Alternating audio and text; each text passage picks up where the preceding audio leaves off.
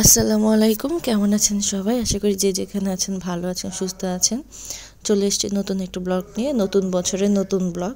সবাইকে নতুন বছরে অনেক অনেক শুভেচ্ছা, হ্যাপি নিউ ইয়ার।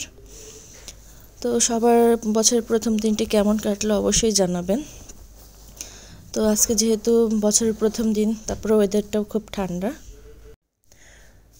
তো সব মিলে আর এই বছরের শীতে যেহেতু সবজি খিচুড়ি খাওয়া হয়নি।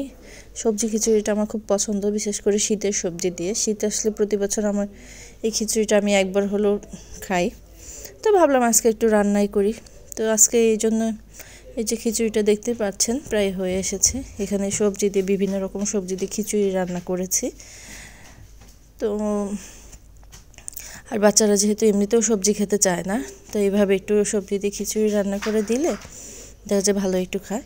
তো এই খিচুড়ির সাথে আমি যা রান্না করেছি সেটা হলো যে হাঁসের মাংস।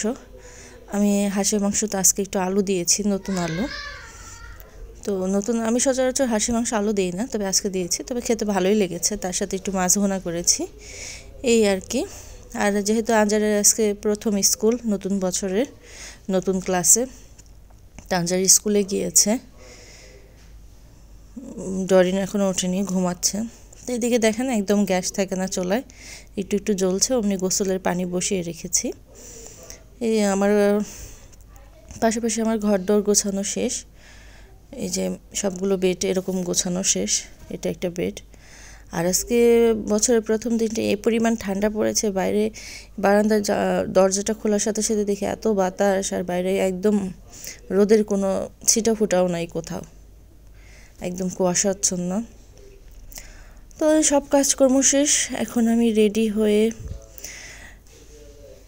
হাত মুখ ধুয়ে চলে যাব আঞ্জারকে আনতে।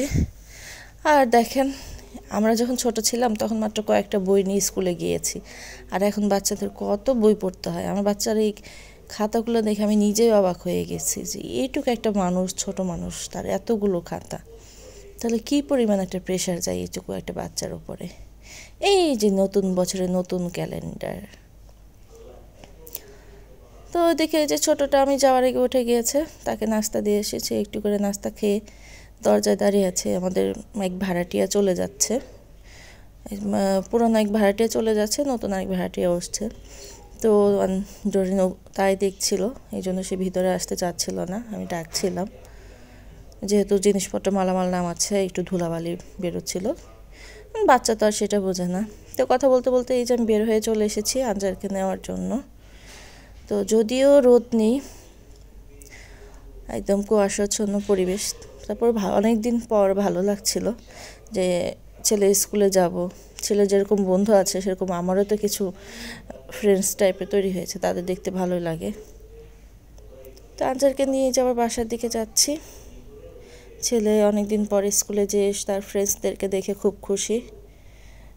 এই যে আঞ্জার আঞ্জার আঞ্জারকে একটু ক্যামেরার সামনে নিয়ে আসলে সে খুব লজ্জা পায়।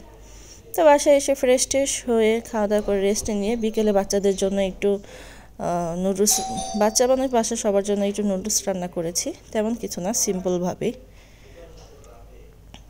এটাই ছিল আজকে বিকালের নাস্তা।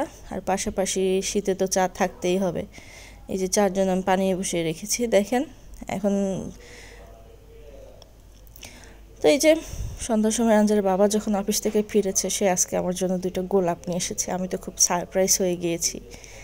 আসলে মানুষটা রোমান্টিক, কিন্তু একটু লজ্জা বেশি পায়, এটাই তার সমস্যা।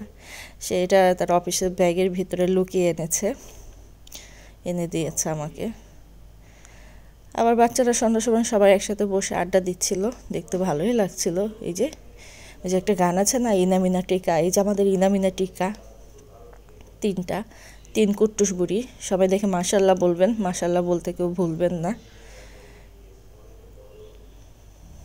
মানে তারা টিভি পেলে তারা এত ব্যস্ত টিভি দেখতে, তাদের আর কিছুই লাগে না। যাই হোক, সবার ব্লগটা কেমন লাগলো অবশ্যই জানাবেন। সবাই ভালো থাকবেন, সুস্থ থাকবেন। আজ এখানে সবাইকে আবার হ্যাপি নিউ ইয়ারের শুভেচ্ছা। আল্লাহ হাফেজ।